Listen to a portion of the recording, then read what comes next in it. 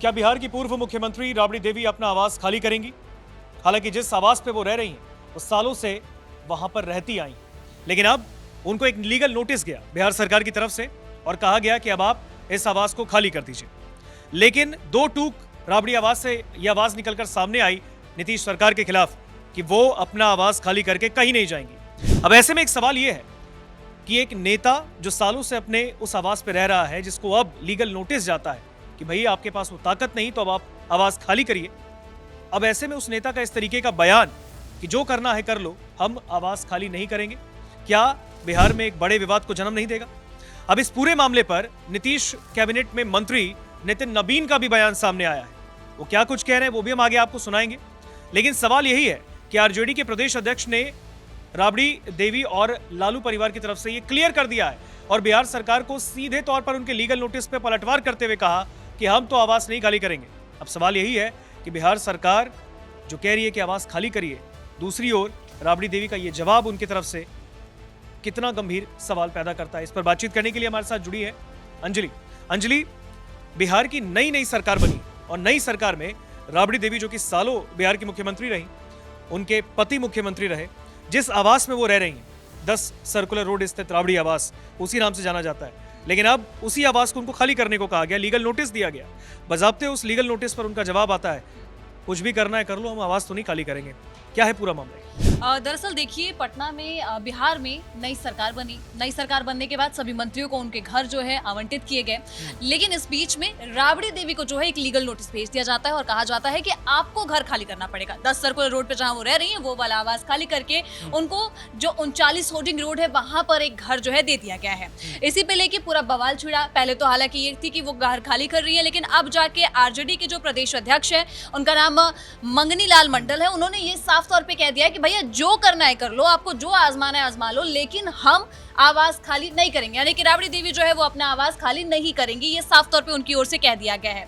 अब इसी को लेकर जो है अब ये विवाद आ रहा है क्योंकि लीगल नोटिस जारी किया गया है, तो लीगल नोटिस जारी करने के बाद भी आपके पास ये हक नहीं रह जाता है कि आप आवास ना खाली करें।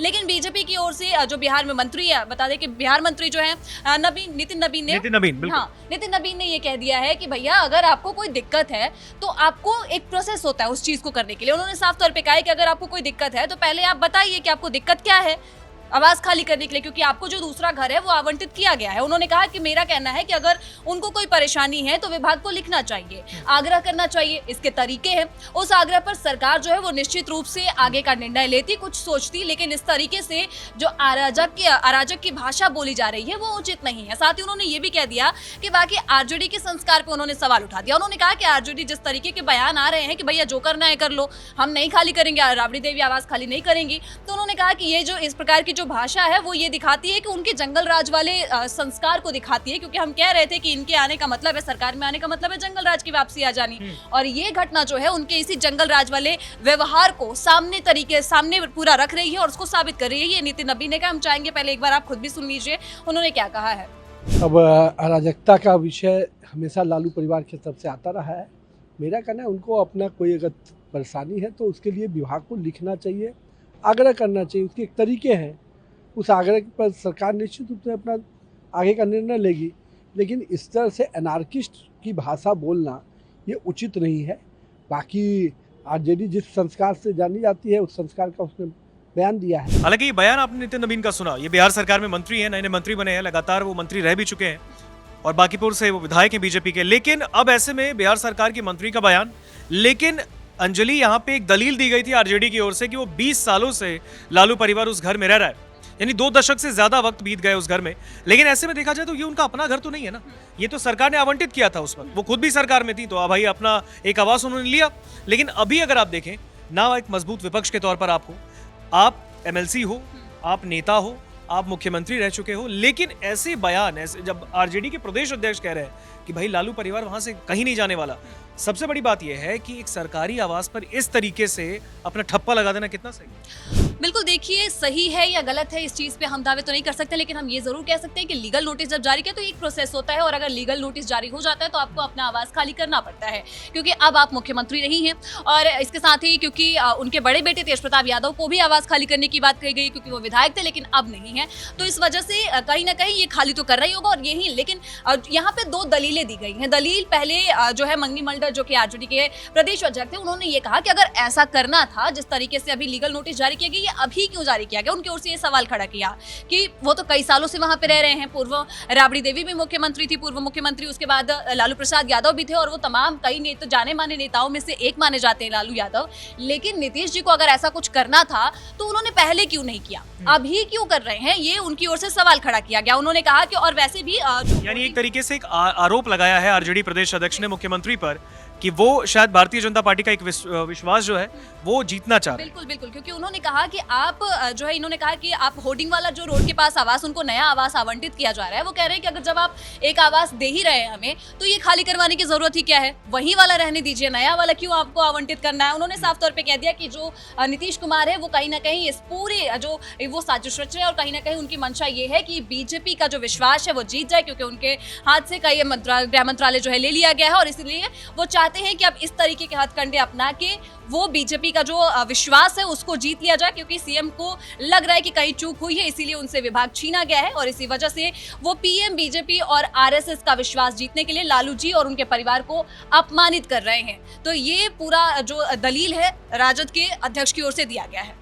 बिल्कुल, देखिए, लेकिन इस पूरे मामले पर यह भी बताया गया था कि मुख्यमंत्री ने जो फैसला लिया है, आखिर उन्होंने कैसे ये फैसला लिया, उसके बारे में कोई अपडेट? जी देखिए इधर राजद नेता जो अब्दुल बारी हैं, उन्होंने भी सरकार के इस फैसले पर सवाल उठाए हैं।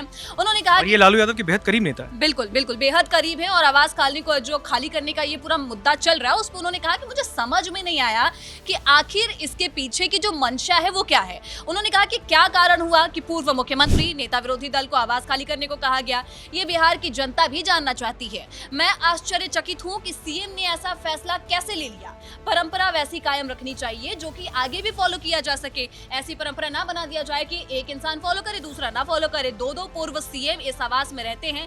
लालू प्रसाद यादव जो है वो देश के गिने चुने नेताओं में से एक है, उनकी सुरक्षा का भी मामला है। उस हिसाब से ये आवास उनके लिए बेहद ही महत्वपूर्ण है, और इस मामले में सियासी तापमान इसी वजह से गर्म हो गया क्योंकि ये लालू यादव के बेहद करीबी है। वहीं दूसरी ओर साफ तौर पर राजद के जो प्रदेश अध्यक्ष है, उन्होंने ये साफ कह दिया कि भाई जो करना है आपको कर लो, लेकिन आवास खाली नहीं होगा। और दूसरी तरफ की लीगल नोटिस जारी हो गया, तो ये कहीं ना कहीं अब पूरा मामला जो है एक संवैधानिक ढांचे में भी आ जा रहा है कि क्या आप संविधान के खिलाफ जाएंगे या फिर आप मैनेजमेंट के खिलाफ जा रहे हैं। तो ये पूरा मुद्दा जो है अब कहीं ना कहीं आरजेडी और बिहार सरकार के बीच में बना हुआ है। बिल्कुल, देखिए जिस तरीके से अंजलि ने इस पूरे खबर पर जानकारी दी, और सवाल ये उठता है कि राबड़ी देवी जो कि बिहार की मुख्यमंत्री रह चुकी है, जैसा कि दलील दिया आरजेडी नेता अब्दुल बारी सिद्दीकी ने, उन्होंने कहा कि इस घर में बिहार के 2 पूर्व मुख्यमंत्री रह रहे हैं, इसके साथ ही उनकी सुरक्षा का भी मामला है।